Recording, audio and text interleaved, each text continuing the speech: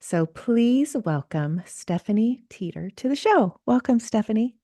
Thank you for having me. I'm so excited to be here with you. Oh, me too, all the way from Kansas. Uh-huh.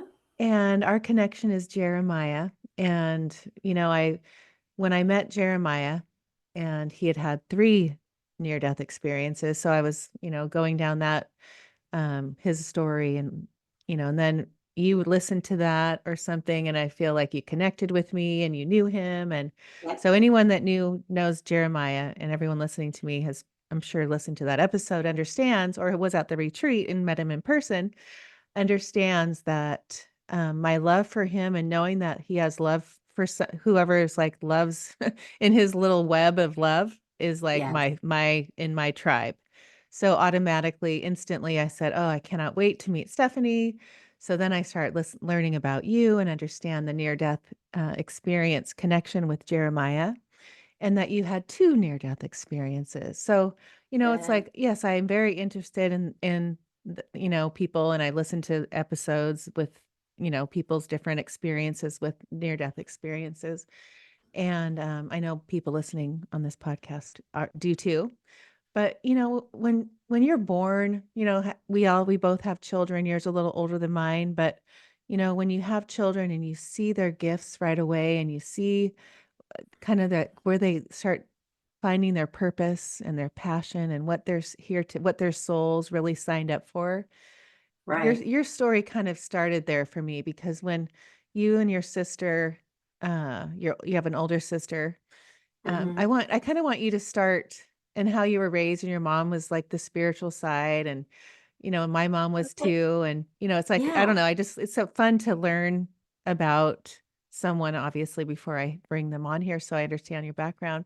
But I think people would love to understand I'm gonna say, like, we're all born with these gifts, but you really there was an activation early, and you started seeing orbs and I'm thinking when you went to your grandparents with your sister in the roll-out bed, and you started seeing these orbs, and your sister didn't see them, and can we go do you wanna start there?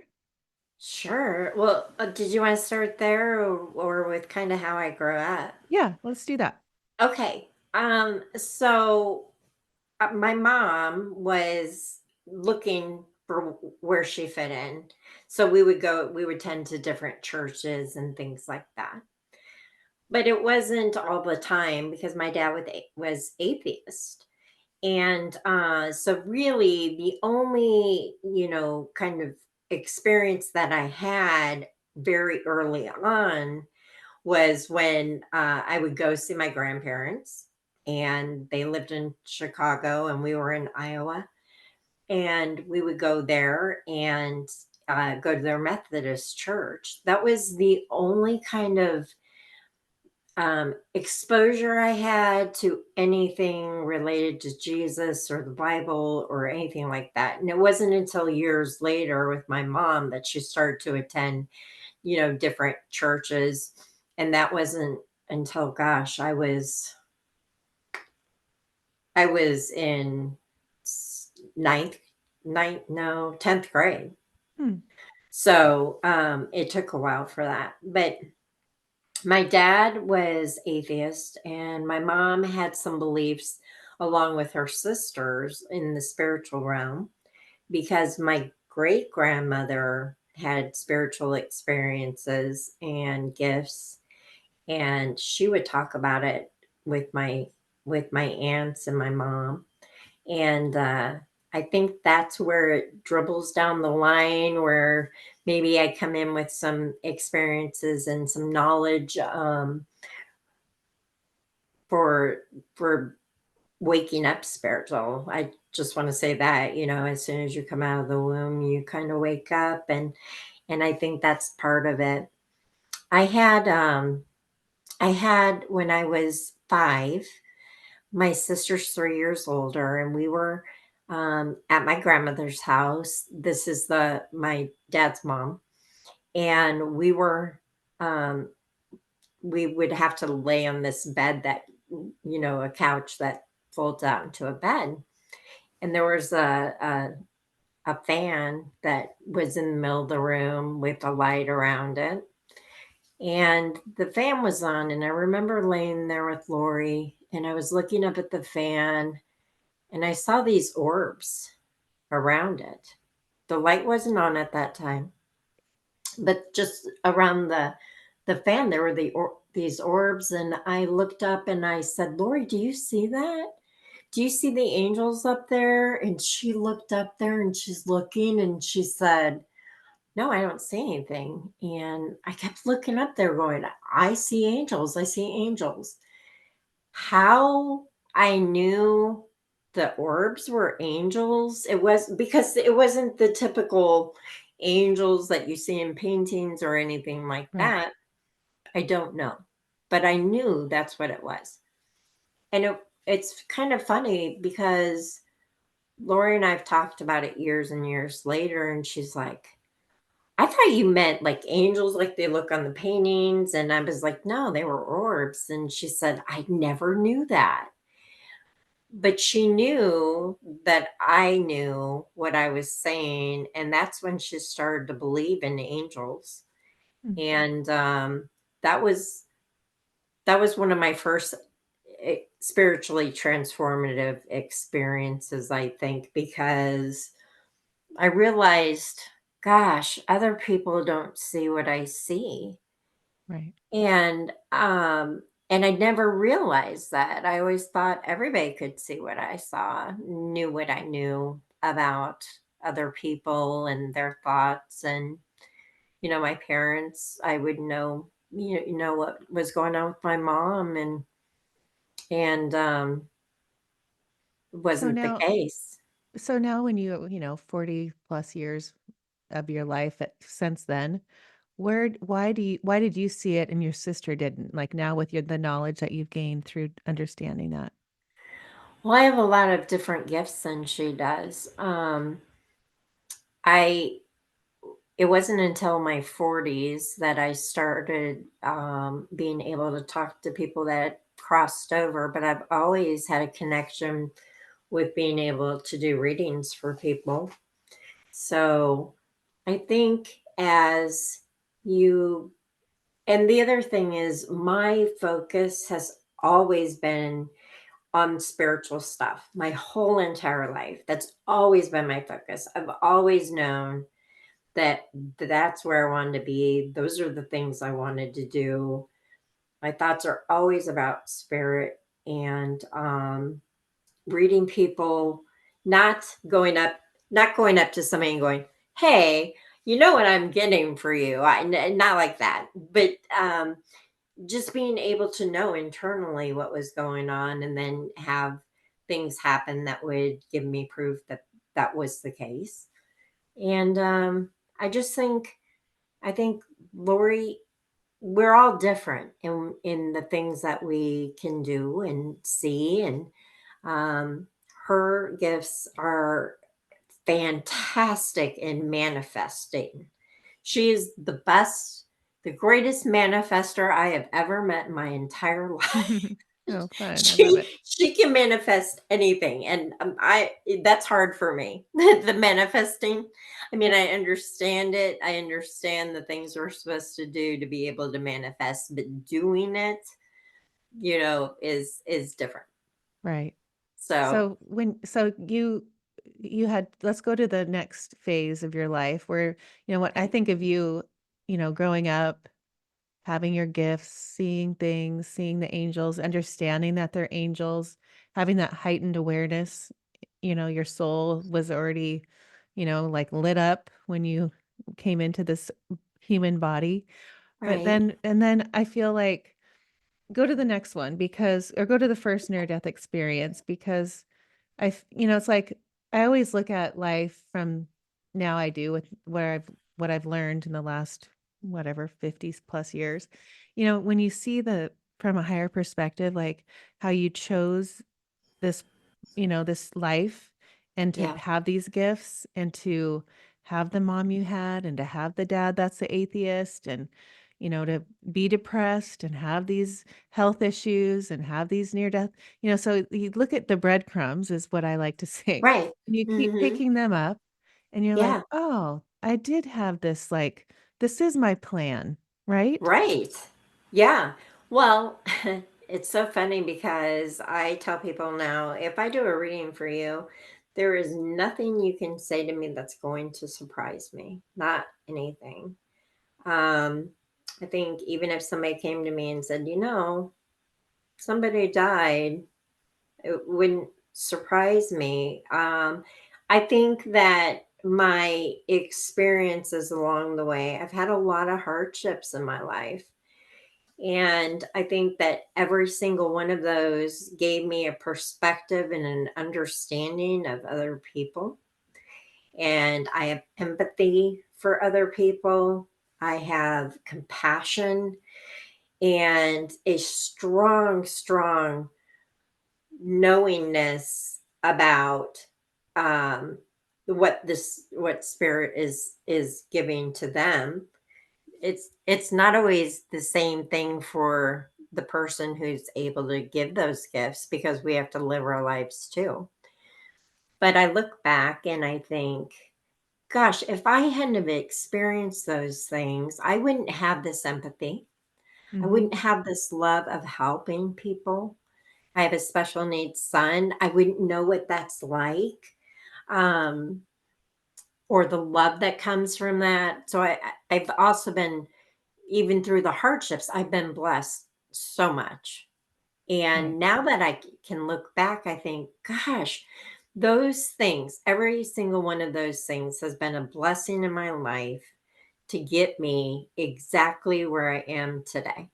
right, And you wouldn't have been able to go through everything you've gone through. And I wouldn't have been able to go through everything I've gone through to bring us to this point right here where you and I are talking. We had to go through absolutely everything we did so that we could be here. And everybody else who's watching had to go through exactly everything they did, the missed lights, the what, whatever, to bring us all here to this point. right. Okay, so let's go to, um, the depression and the Uh, way you chose to if we're gonna stay on that track, you chose to experience depression. okay, so the depression started when I was really young. And even at 6 years of age, I was trying to find some way to get back home because I knew that this was not my home.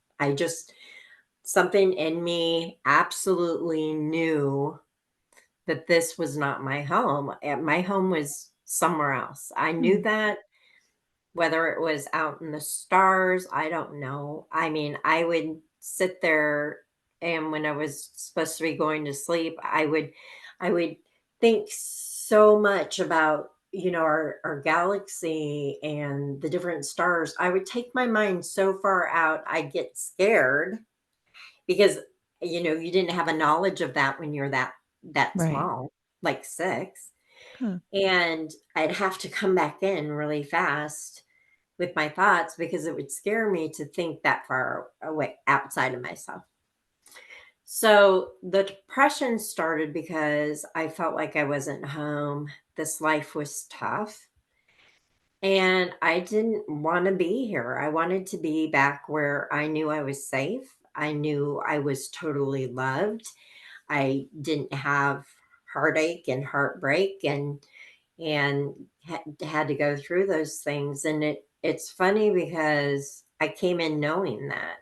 I mean, Right. I can't explain that. I just knew. Would you talk to your mom about that? Like, who would you share that with? No, back then when I was that small, I didn't talk to anybody about it. I don't think I had words Mm, for what I was experiencing. My empath abilities, I'm an empath too. And I didn't have a word for empath until I was in the spiritual community in my 20s and found out, oh my gosh, I have if you gave me a list of everything an empath is supposed to have, you can check them all off. I've got mhm. every single one of them. So I had a name to put to that. So there weren't any words. There was nothing to explain it. I mean, growing up, I would say to my parents, I know what my friend so and so thinks about me, or I know what the kids in my class say behind my back. And they would say, You're you're too sensitive. I heard that all my life. You're too sensitive Mhm. and you're making this up. It was a lot of you're making it up. When I would say I was psychic, my dad would tease me and say, No, you're not psychic, you're psycho. And that really does something to your spirit. Mhm. It undermines, but even though I would have those kinds of challenges, it didn't make me believe that I didn't feel those things or know those things. It didn't make me feel like I was going to. My dad's very intellectual, and so it didn't make me think, "Gosh, I should be more intellectual. I think I should think with my other side of my brain, and not feel so sensitive or emotional or and plus I think it would be not even my nature to try and be something Right. other than what I was. So, so the depression kept on, and as I went through life, Um, I think the first time I I tried to kill myself, or maybe you can edit that. The first time I tried to take my life Mhm. was in 2010, and that was my first near-death experience. It was it was a lot. I won't say what I did.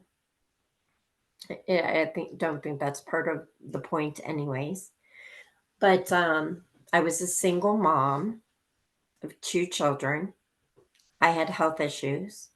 My son had health issues, and, life was tough. I was working several jobs, and, um, the fathers weren't around, and, uh, and my family wasn't, helping out, and I didn't have anybody except me to handle things. And so I tried to take my life, and I was found, and I was and that's a story in and of itself about how they found me, because I had done everything I knew to do to not be found. I made sure my kids were taken care of. I made sure they weren't home. I I had done everything that I Wow. thought. Like you planned it out. It was, yeah, totally planned. Wow. You're how old? But I forgot to turn off my cell phone. And I guess during my going under, uh, I answered the phone. I don't remember answering the phone. I don't remember it ringing, but my girlfriend had called to check on me, and and she said I couldn't talk. I was garbling my words, and they knew I was diabetic, and she had had a bad feeling about me, and that's why she was calling to check up. So she and my other girlfriend came over, and they were knocking on my door and they couldn't get in. And she knew I was home.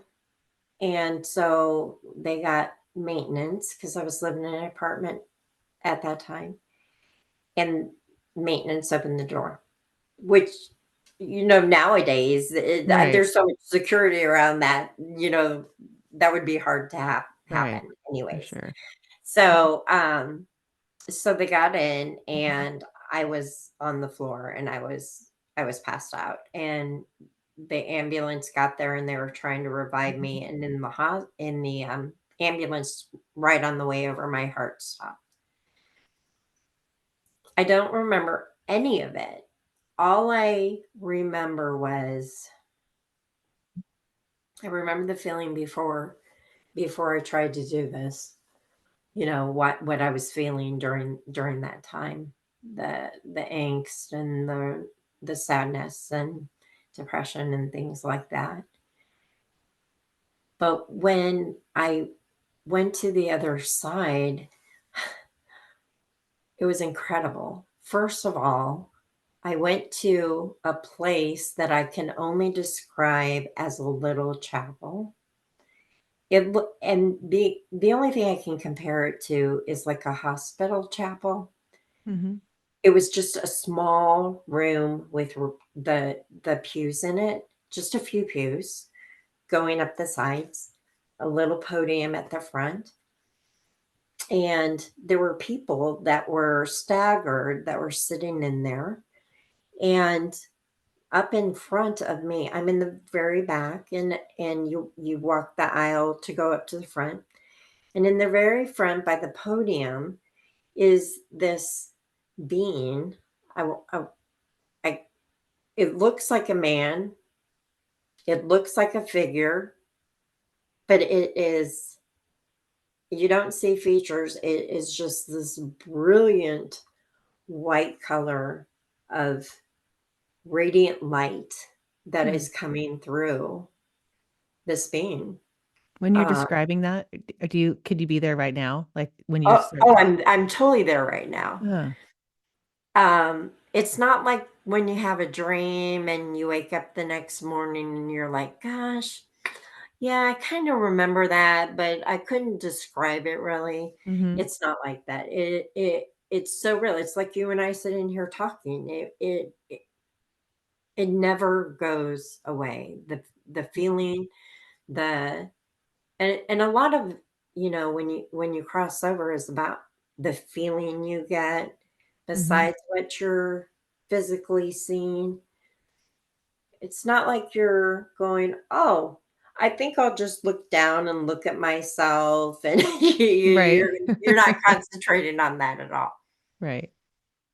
So he floats over to me. It appears like he's floating. He comes pretty quick, and he says, "I want to show you something, and I want to take you somewhere." And all of a sudden, I'm on this hill, like I don't even know how to describe it. It's just all this plush green grass that's going up this slight hill. And I'm at the top and I'm looking down. It slopes down a little bit when you look over. And there's trees all along this way. And so this is to my right. And over here is a little farther off is a gazebo. And he takes me over the gazebo and they say, "We want to show you what it'd be like if you stayed here. And we want to show you what it'd be like if you went back." And I know that I was there for a very long time. And I know that I got to see what would happen in my future. And somehow I made the decision to come back. And the next thing I knew, I was waking up in the hospital, and there's a lady there that wants to see me from the state regarding my son, my special needs son. And they were saying, "Well, you would never do that again, would you?" And I was like, "Oh, yeah. Yeah. If I could, I'd kill myself right now." Mm. And I was so angry. I was so angry at myself. Why did I choose to come back when I was just there? I had done all the work. I was just there.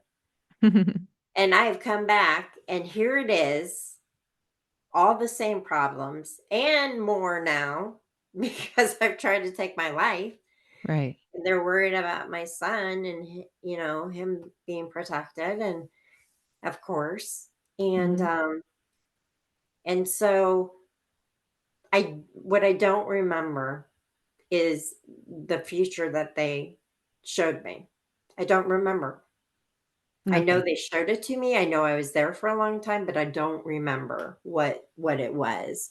But I know that it was enough to make me decide that I would come back. Mm, Yeah. And I have to tell you that after I went through more heartache because I didn't learn my lesson right. then, right? So then I had another one. But after all this, I am so grateful. I am beyond grateful to be here and how my life turned out. I am beyond grateful.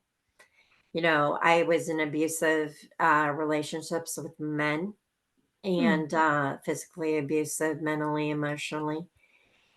And I have the most wonderful husband in the world. And I feel so safe and loved. And I look back at that person, I wonder, who was I that accepted all that? Who was I? mhm. Right? It's like a different life. Oh, totally. I can do that Yeah. too. Yeah. I didn't try to kill myself, but I can look back and think, "Wow, who what was I who was that?" Like, Exactly. yeah, that wasn't my who I can't imagine making that decision or those choices, Right. in this body right now. Right. Yeah. But I think too, a part of that is, you know, e- every moment we regenerate. We are a different version of ourselves from everything we learn every moment. And so we're constantly living these different parallel lives. And I think that we are so separate from who we were then because that was a different parallel life. Right. Yeah, tell me about that because I've interviewed people, we talk about that a lot, and I'm understanding it more, and especially, like, we talk about the Mandela effect and how, Yeah. you remember the certain, the Ed publishers McMahon. hearing yeah, the Ed publishers McMahon. yeah, we were thinking the Yes. same thing. Like, yes, I Yeah. remember watching that commercial, I remember seeing I him, know. and he's not there. Right. How do you explain how do you see that? Because when you say parallel lives and, and I was interviewing someone, I think I was just listening to it this week, but how, like, I was just telling you my daughter was sick, so, we are perfect, but in another timeline, she got sick.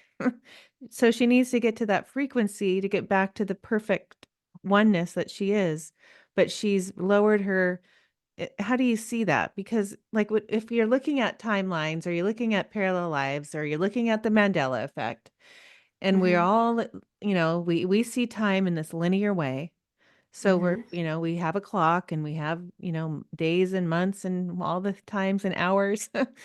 Explain that now, especially since you've been to the other side and can see it from a different perspective, because I don't have um, that perspective like you. Okay. Well, I think the best way that's ever been described to me is that it's like an old movie projector, where slide after slide after slide rotates. And the faster it goes, the quicker the scenes go. But everything is going on at the exact same time. That was always so hard for me to Right. understand. Me What do you too. mean everything's going on the exact same Right. time? Okay, so if you take out that film, and this might be too old for some people. Yeah. No, I I I remember that. Right, At but school, if yeah, yeah, rolling in but the if movie theater or yeah, movie. yeah. So if you take out that tape and you look at that film, you have stills of all these different pictures, okay? And it doesn't matter whether you're looking at this picture or you jump six ahead and you're looking at this picture. Every picture is going on at the same time. So it's just where your focus is that changes to where you're at. So our focus back then, when we were younger, was at a different place than where our focus is today. And so when I was when I also feel like it's the where you're vibrating, the Mm-hmm. frequency you're at, what you're attracting, what your thoughts are attracting to you, because everything is about your thoughts, and that's what you bring to you. Like attracts like. Mm-hmm.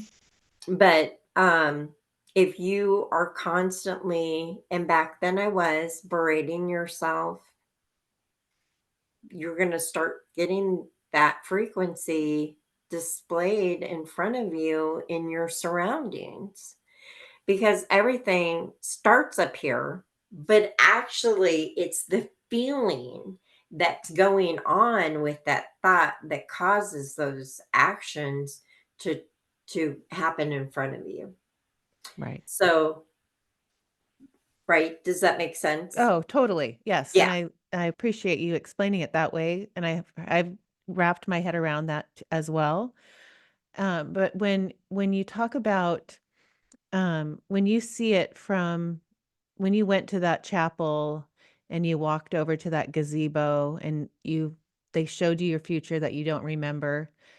When you talk about, because that's more real than it is sitting here talking to me. Yes. Mhm. Right? So how do you Yes. explain that? So when you know that your soul or a higher self is expand our aura is like however big, right? Like there's a fractal of our soul inside of this body, right? Right. So how Mhm. do you see, so when you went to that place that you saw and you just described, and you're Yep. sitting there with this white bright light, telepathy speaking, right? Like talk like we do in our dreams. Exactly. Exactly. Uh-huh. So that's going on too. Yep. That was just your focus, Right. right? Right. That's the part of So, the movie right. that you're focused on. Well, and I also believe that because just a small, minute fraction of who we truly are is down here in this place, most of us is up, or, wherever you believe Right. heaven or the other side to be. And then the other little pieces can be all over in different frequencies, having different experiences. And I believe that everything is taking place all at the same time. I'd never think we're separate from spirit. We're always there on the other side. So, actually, right now, even if we're talking, if we seem to be talking here, I really feel like we're talking on the other side. Hmm. Hmm. And, when I look at my 5 years of doing this podcast and who attracts, like with you, right? For an example, or Jeremiah, I know, I know that there's a soul connection. There's certain, there's Yes. people that you meet, you're like, oh, she is a soul connector. Like I Yeah. have that connection deep. I know we are having a conversation somewhere else, right? Right, right, right, right. And I also think so. The part that was always a little confusing for me was they say, well, okay, so if everything that's happening in your life right now is what you or are dreaming up, per se, dreaming, Mhm. because you're still on the other side, and you put all this energy down into this experience, and so there's a part of your self that's down in this having this experience, then all of that is within you. Then how do other people come into play, right? Right. That was always a little confusing for me. So how that's been explained to me is that everybody is having that experience all at the same time, and we all have decided to play a role in that person's soul growth. So at the time of, I can give examples that somebody, one of my exes, maybe they were on the other side and they said, hey, you want to learn self-worth, and so I'm going to come in and I'm going to be this person that, is really mean to you until you learn Mm-hmm. that you have soul worth, that you are a good person and that you are worthy and that you deserve better. So I'm going to play that role for you. And when you look at those little things that happen all the time, that's how it's easier to get through anger or Mm-hmm. blame or all of those things that come up with, different lessons that you've learned throughout your life that have been really, really tough. Mm-hmm. But that person on the other side is beautiful. That everybody's soul is from love and beauty. And so they have just come in to play a part in your growth. And Right. so if you look at it that way, everything is good. Everything. Every lesson and hardship you've been through has been good and for your benefit. And one builds on another and another and another and another. And then you're able to do, well, I'll just say me, you know, I've come to know that then I'm able to do my work to help other people by giving readings to other people. And that if I hadn't been through all those things, I wouldn't be doing or being able to help people where I am. Right. So when you say you were born psychic and you could see orbs and all that, but when you had your second near death experience, you started to be a medium. You started seeing or hearing I, from the after, yeah. yes. Will you Yeah. explain that? Okay, sure. Well, the second near death experience, it was probably a year, and I think it was a year later, a year and a half later, I tried to take my life yet again. And again, my heart stopped, and I went to a hospital, and they called my parents, and my organs were shutting down. And this was really bad. I had really tried to be successful this time because I knew that the first one didn't succeed. And I have to tell you that throughout all these, there was tons of counseling. Mm. There was in hospital stays, for the depression, things like that. So there was a lot going on the side that was trying to get me out of this thinking, but my thinking didn't change.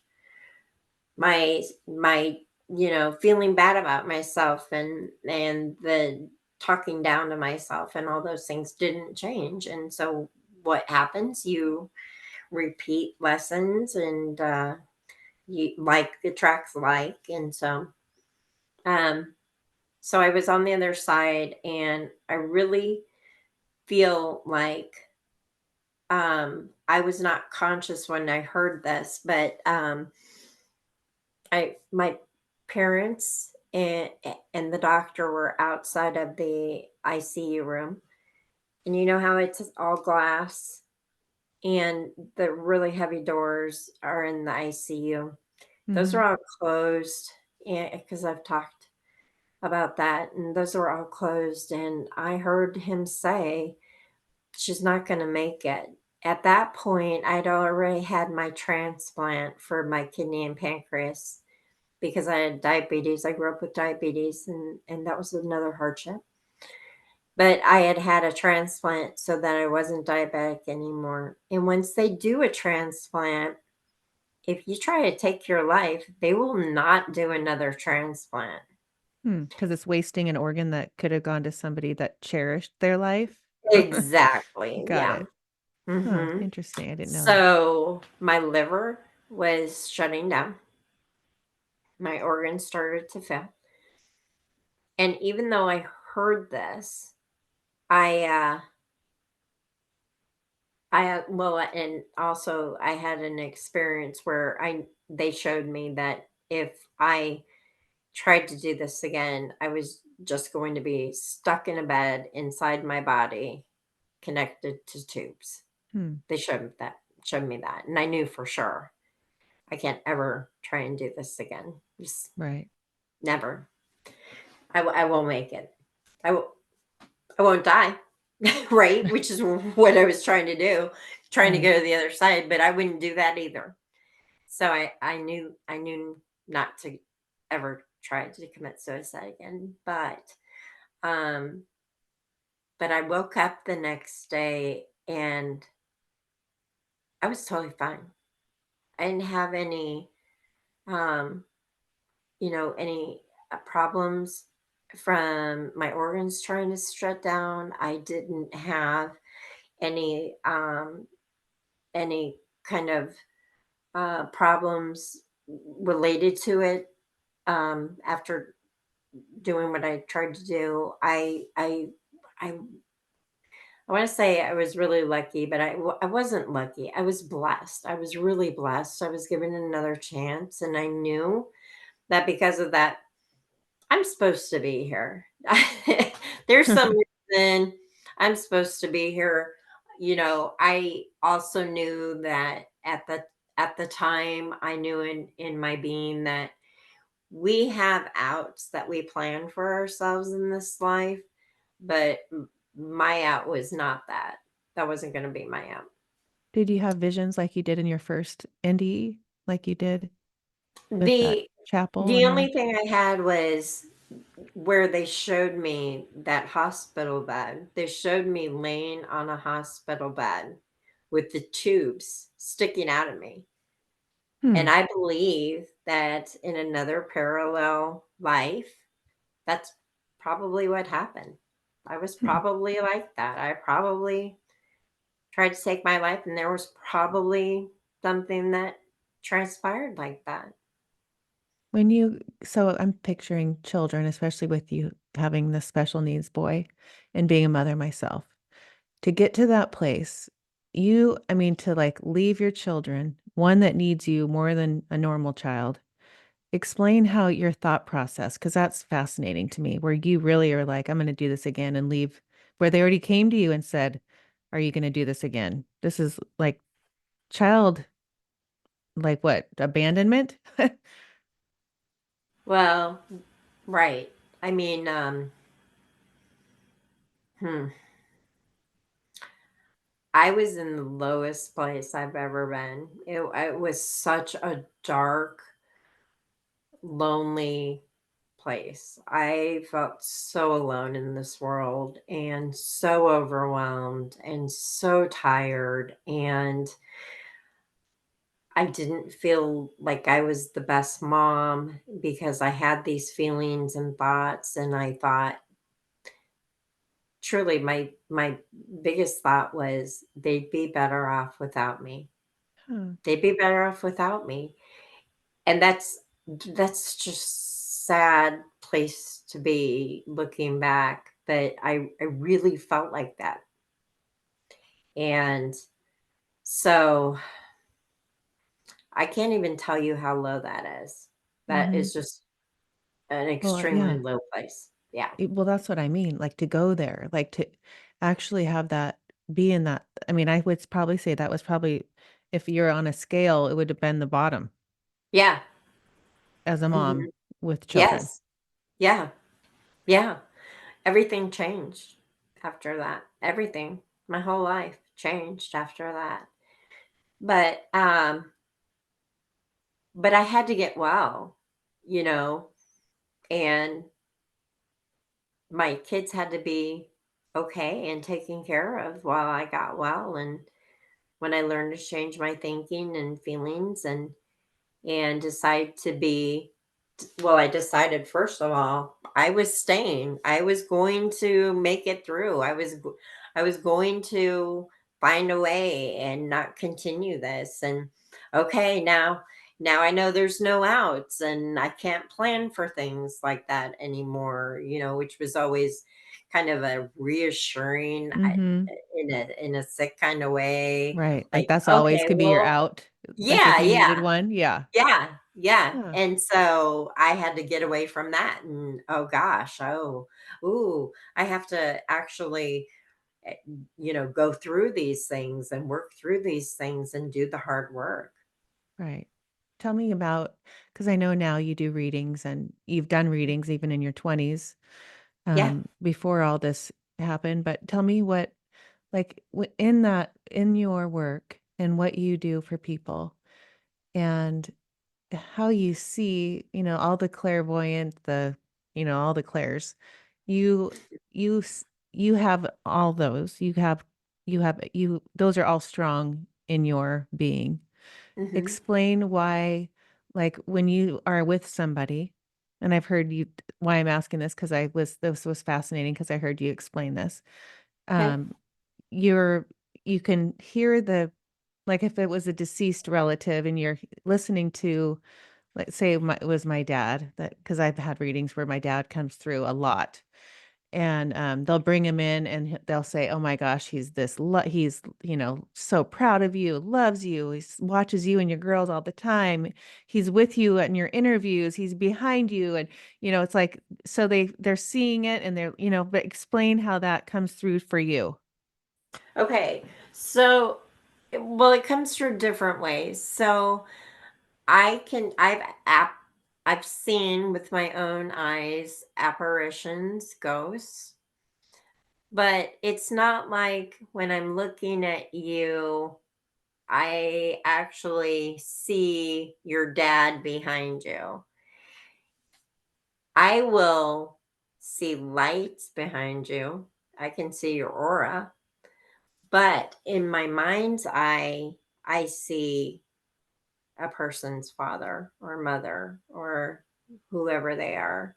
I also will see their guides and also angels or ascended masters or anybody that wants to come through. And I hear them and I feel them. So it's, it's, I have heard, through my auditory, my actual ears, I've heard people talk to me that way, but most of it is within the feeling that you get, plus the telepathy you get from it. So, it's all different ways. There's so many different ways for them to communicate. How do you explain that then? So, oh gosh, I've asked this question a lot, but I wanna hear your perspective. So, my dad is always with me. Well, he's the one that has passed away. My mom's still here with me. But, like, or my grandparents or, but my dad closest to me is the closest to had passed away. Uh-huh. And my understanding is he's always here. We've been in this, um, we've lived with blinders on thinking that they're gone and went to heaven and maybe one Right, they day we'll don't. see him They're again, right? always with you. Yeah. Right? So so when our frequency is we like what we're going through now in this like evolution of our expansion of the dimensions and the frequencies of the planet, Yes. will that become more, I connect with him through automatic writing a lot. And I can now connect with him more because of doing that practice because I do it a Right. lot. So when you have that, when you're sitting with somebody and that the dad or whatever comes through, it's coming through because you've raised your frequency to a place I, where you can connect. Like you explain it with a fan, like it's like a right. fan. If it's not on, you can see the propellers or whatever, but when it's Yeah. spinning fast, Yeah. that's the different frequency. That is the best way to explain being on the other side compared to being down here. They're still here. So the fan is moving really slow, right? You turn it on low and you can still see the blades. But then as you turn it up, the higher it goes, the faster it spins, then you don't see the blades. And so that's where they are. They're on this higher frequency, not seeing the blades, but they're still there. So you're in the room, the blades are still there, whether you can see them or not. And that's how spirit is with us. So you have to realize that when when we're already, most of us, most of our being, most of our soul is on the other side anyways. Right. And this is more of a dream to us than how real it is. It's more of a dream when we wake up over there. So when we go over, you're just waking up from a dream. That's why it seems so real when you get there, because it is more real. This is the dream. Right. And I'm with my dad because this is only a fractal of my soul in this experience. So if we're looking at different parallel lives, we're all together now, young and young and free, Exactly. right? Exactly. And Yeah, and we come here to have experiences because we can't have the same experiences when we know who we are. That's why we forget who we are when we come here. And to remember, remember, mhm, right, yep, ourselves and who we truly are, and to give that on to other people, to let them remember who they are too. That's why everybody that you probably heard says, "Hey, you're psychic too." It just depends on how much you focus on it. So for my whole life, that's all I focused on. I have read so many books. I've been through so mm, many classes. That has been my sole focus my entire life. wow, And so that's why it's really strong for me. My sister went to college and, she's in sales, and then she now does podcasts. And so her focuses have always been on things like that. My focus has always been on this. And so that's why I think there's also a difference in how much you're connected because of how much time you're spending connecting. right, But we're all able to do it, just like you're able to connect with your dad through automatic writing, because you put in your focus into that and you're doing that. You're working on that. right, right. Like, it's always, it's like you can't just go to the gym one day and lift a couple weights and, Right. win all these Yeah. bodybuilding contests. So I was thinking, all of a sudden what's coming up into, the news and all that are the aliens and I went to Bashar like a couple months ago in Sedona. I love Yeah, Bashar. so fun. And he was talking about contact and it'll be within the next Yes. 5 years. Yep. And that if it could be within the next, he just said 5 years, but he said it could be within the next week. It's not, he's Right. not saying 5 years, but it definitely is sooner than later. And Right. so it's funny because my husband was saying to me, wow, like they're talking about aliens. I said, yeah, I know. And he's always thinking I'm this conspiracy girl going to Sedona, seeing the channel that this channel's this alien. And I'm Right. like, you know what? I might be right sometimes.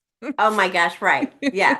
Well, You know, that's so funny because my husband is the same way. My focus has always been on spiritual stuff, and I've always been fascinated with aliens, and I've had past life regressions where I've been able to come through and say what was going on at Mars and explain all the things during Mars. I don't remember any of that. I wouldn't have remembered had they not recorded it. right, Just had no memory of it. So that's always been, something that I've wondered and wanted to know, and read a lot of books and watched a lot of shows, and I'm so excited. I am so excited because it's not what they portray in the movies. It's not going to be what they portray in the movies. They try and scare us so much on movies and TV and news, and there's so much negativity. And I haven't watched the news in over a year. oh, I haven't I either. do not I like don't the think longer news, than that. right? I It's don't, never, yeah. I can't I even, couldn't even tell you how long it's been. yeah, oh, And I don't even watch TV anymore. yeah, I rather read or watch podcasts or right. I know, give funny, right? readings or stay in the positiveness of things, even with the election and all that. news that's going on around it, the fear. I Right. try not to buy into any of that. Yeah, I for sure don't. And I get so excited for every day when I wake up. I was, when I think of where life is and at 55 years old and, you know, knowing that I have, who knows how much longer, but it's so exciting to know. I feel like right now, out of all my life times, at 2024, that was a huge year. 2020 Right. was big too, because that was everything came to a halt, right? We all were Right, like, right, wait, let's reevaluate our lives. What are right. we even doing? What are we thinking? What have we bought into? What have we been, we're zombies walking around this earth. Like, let's wake up, people, right? So now 4 years into that, almost five, and I just get like, I have this feeling of like, this is so exciting. We chose to come now to this place, Exactly. right? Don't you feel that way? Oh yeah. I think all of us did. All of us wanted to be a part of this in some way, some fashion. But we have free will, so you may have come, not you personally, but somebody may have come here and decided that they don't want to go and experience this.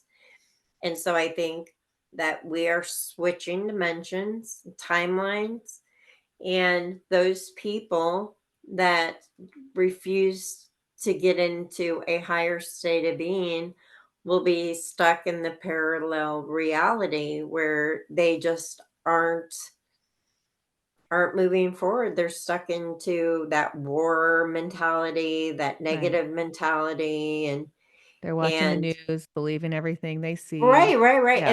And then those things happen that they expect to happen because that's what they're putting their energy on. Right. Exactly. Yeah. I love Yeah, that. Oh, right. this was so fun, Stephanie.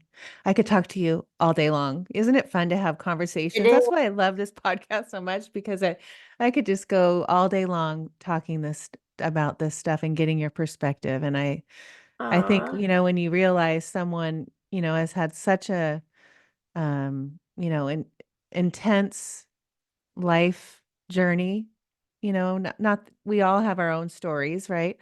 But to know and listen to your perspective and understand what you see and how you view our soul's journey and what you're here to give and to contribute to these people that are Aw. going to come in contact with you because it was meant to be like our connection, Thank right? you. Yeah, Yes, definitely.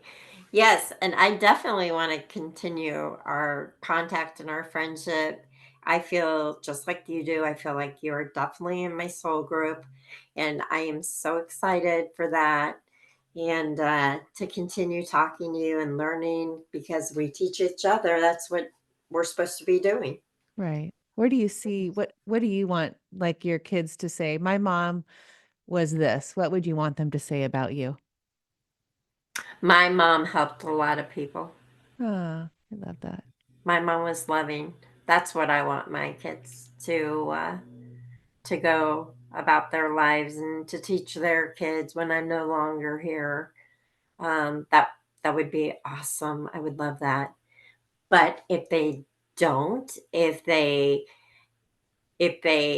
had anything to say, I just want them to know that I love them with Yeah, all my heart, and that I did my best. yeah, I love that. Yeah. And tell people how to find you and they can book a reading with you. Yeah. So the easiest way and best way to get a hold of me is through my website. It's love, LOVE, lives, LIVES on 111 at gmail.com. Perfect. Thank you. So You're nice. It's so welcome. fun. I loved it. Thank you. Thank you. Thank you. Thank you. I am sending big hugs and love and light to you. And I hope the rest of your day is amazing. It will be. because that's what we're Yeah. going to focus on, right? Right, right. Thank you for spending time with me and talking to me. I loved our talk. I did too. Thank you.